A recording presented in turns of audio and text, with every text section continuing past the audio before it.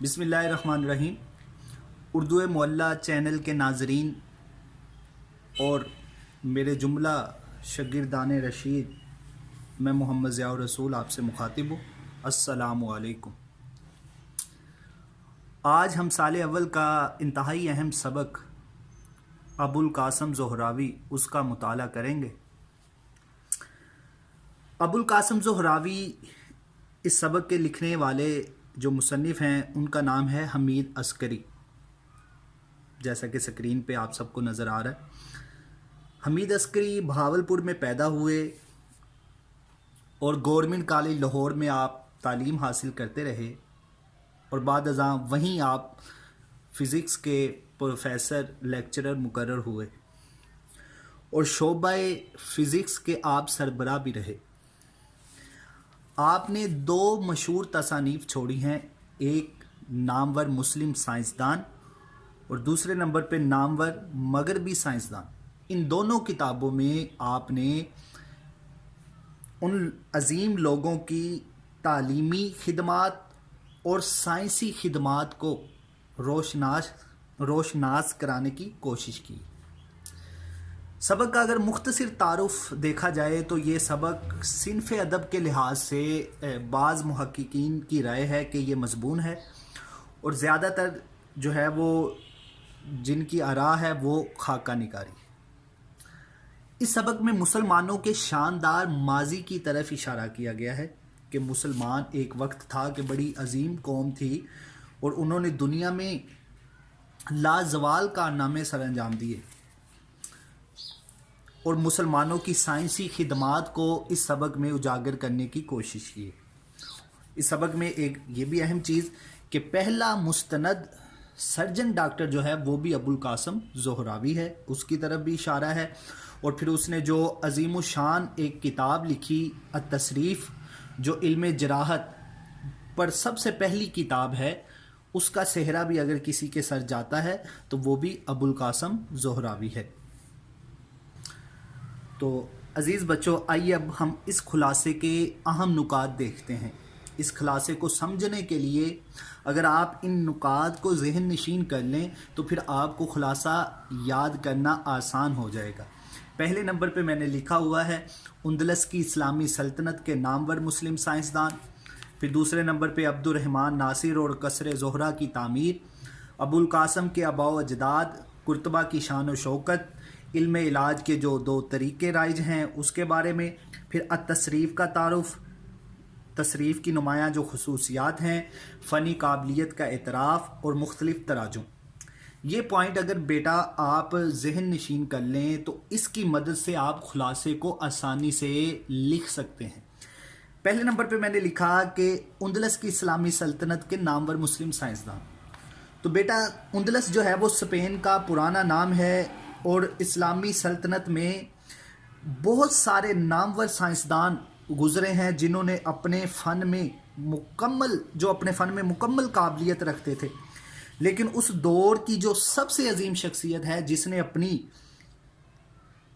اپنے کمال کا لوہا جو ہے وہ منوایا ہے تو وہ ابوالقاسم خلف بن عباس زہراوی ہے، ابوالقاسم زہراوی ہے۔ اب دوسرے نمبر پہ میں نے پوائنٹ لکھا ہے عبد الرحمن ناصر اور قصر زہرہ کی تعمیر۔ اسپین کا ایک حکمران تھا عبد الرحمن ناصر، اس نے اپنی دارالسلطنت جو قرطبہ تھا اس سے 4 میل کے فاصلے پر ایک عظیم الشان عالی شان محل تعمیر کروایا، اور اس کا نام اس نے اپنی ملکہ زہرہ کے نام پر قصر زہرہ رکھا۔ قصر محل کو کہا جاتا ہے، تو اس نے قصر زہرہ نام رکھ دیا۔ اس کے آس پاس لوگوں نے رہنا شروع کر دیا، اس محل کے ارد گرد لوگوں نے جو ہے وہ رہنا شروع کر دیا، اور ایک وقت آیا کہ وہ علیحدہ سے ایک شہر بن گیا جس کا نام الزہرہ رکھ دیا گیا۔ اب محمد بن ابوالقاسم زہراوی جو ہے وہ اس کی پیدائش کیونکہ اس علاقہ میں ہوئی، آپ کے آباء و اجداد کیونکہ اسی جگہ کے رہنے والے تھے، تو اس شہر میں رہنے کی وجہ سے زہراوی شہر کی یا نسبتی نام الزہرہ کے ساتھ یا نسبتی لگی، تو آپ کے نام کے ساتھ بھی ابوالقاسم زہراوی لکھ دیا گیا. اس طرح آپ ابوالقاسم زہراوی کے نام سے جانے جاتے ہیں. اب اگلا پوائنٹ ہے کہ ابوالقاسم کا آباء و اجداد کہاں کا رہنے والا تھا. اگلا پیرا جو ہے وہ ابوالقاسم زہراوی کے آباء و اجداد جو تھے وہ اندلس ہی کے رہنے والے تھے. اور ابوالقاسم کی جب پیدائش ہوئی ہے تو وہ عبد الرحمن ناصر کا زمانہ تھا. اور اس کے زمانے میں جو قرطبہ ہے وہ آسمان کی بلندیوں پہ پہنچا ہوا تھا. اور اس کی شان و شوکت کا اندازہ آپ اس بات سے لگا سکتے ہیں کہ اس میں 3800 مسجدیں تھیں، 60,000 بلند عمارتیں جو آسمان کو چھو رہی تھیں. عام لوگوں کے مکانات بھی کافی تعداد میں تھے، 700 کے لگ بھگ جو تھے وہ حمام تھے. 50 سرکاری شفا خانے کہہ لیں یا سرکاری ہسپتال کہہ لیں وہ تھے. پھر ایک اہم چیز کہ قرطبہ کی ایک شاہی لائبریری تھی جس میں 2 لاکھ سے زائد کتابیں تھیں. پھر قرطبہ یونیورسٹی اس زمانے کی عظیم ترین یونیورسٹی تھی جہاں ہر مضمون کا جلیل القدر عالم جو تھا وہ تعلیم و تدریس میں بھی اور تحقیق و تالیف میں بھی مصروف نظر آتا تھا. اب یہ وہ ماحول ہے جو ابوالقاسم زہراوی کو ملا ہے. اب جس ماحول میں انسان رہتا ہو اس سے کافی فائدہ ملتا ہے. تو اس علمی ماحول سے ابوالقاسم نے بھرپور فائدہ اٹھایا. اور فائدہ اٹھانے کے بعد جو آپ کا پسندیدہ مضمون تھا طب، اس میں آپ نے مکمل عبارت حاصل کی، مکمل دسترس حاصل کی، عبور حاصل کیا. اچھا، اپنی تعلیم کو مکمل کرنے کے بعد آپ نے قرطبہ کا جو شاہی شفا خانہ تھا اس کے ساتھ آپ منسلک ہوئے اور وہاں سے آپ اپنی عملی زندگی کا آغاز کرتے ہیں. اور تھوڑے ہی عرصے میں دیکھا جاتا ہے کہ جدید علم جراحت کا جو موجد ہے اور سب سے بڑا جو سرجن ہے وہ ابوالقاسم زہراوی قرار پاتے ہیں. اب اگلا پوائنٹ جو ہے وہ علم علاج کے اس وقت 2 طریقے رائج ہیں. ایک جو ہے وہ علاج بالدوا ہے جو میڈیسن دوائیوں کے ذریعے کیا جاتا ہے، اور دوسرا جو ہے وہ علاج بالجراحت ہے جو سرجری یعنی آپریشن کے سے کیا جاتا ہے. اچھا، اب لوگوں کا خیال ہے کہ یہ جو سرجری کا علم ہے، سرجری کا جو فن ہے وہ ایجاد کرنے والے، متعارف کرانے والے اہل یورپ ہیں. لیکن ہم لوگ کیونکہ ابوالقاسم کے نام سے ناواقف ہیں، اس کے عظیم کارناموں سے ناواقف ہیں، تو اس لیے ہم اس چیز کو سمجھ نہیں سکتے. ورنہ سرجری کے فن کو اہل یورپ کو متعارف کروانے والی اگر کوئی شخصیت ہے تو وہ ابوالقاسم زہراوی ہے. ابوالقاسم زہراوی نے سرجری کے فن کو اہل یورپ میں روشناس کرایا. ابوالقاسم زہراوی سرجری میں جو آپریشن کرتا تھا اور نت نئے جو ہے وہ تجربات کرتا تھا، اور اس میں سے تجربات کی روشنی میں وہ نئے فن کو متعارف کر رہا تھا، دریافت کر رہا تھا، اور جو نئے آلات بنا رہا تھا وہ ان سب کی تفصیل جو تھی وہ ایک کتاب میں لکھ لیتا تھا. اور وہ جلد ہی وہ ایک کتاب عملی طور پر، سرجری کی جو عملی طور پر کتاب ظہور میں نظر آتی ہے وہ التصریف ہے جو ابوالقاسم زہراوی نے لکھی، جو اہل یورپ میں نصاب کا حصہ رہی. اتنی عظیم الشان وہ کتاب تھی. اب اگلا پوائنٹ جو ہے وہ التصریف کا تعارف ہے. تو زہراوی کی جو کتاب ہے تصریف، یہ پوری کتاب تو علم علاج کی دونوں شاخوں یعنی طب، میڈیسن اور جراحت یعنی سرجری پر مشتمل ہے، لیکن اس کا زیادہ تر جو حصہ ہے وہ سرجری پر ہے. تصریف کو ابوالقاسم نے 3 حصوں میں تقسیم کیا ہے. پہلا حصہ جو ہے وہ داغ دینے سے متعلق ہے، دوسرا اور تیسرا حصہ جو ہے وہ عملی جراحت ہے. اس میں عملی جراحت اس نے کس طرح آپریشن کیا جاتا ہے.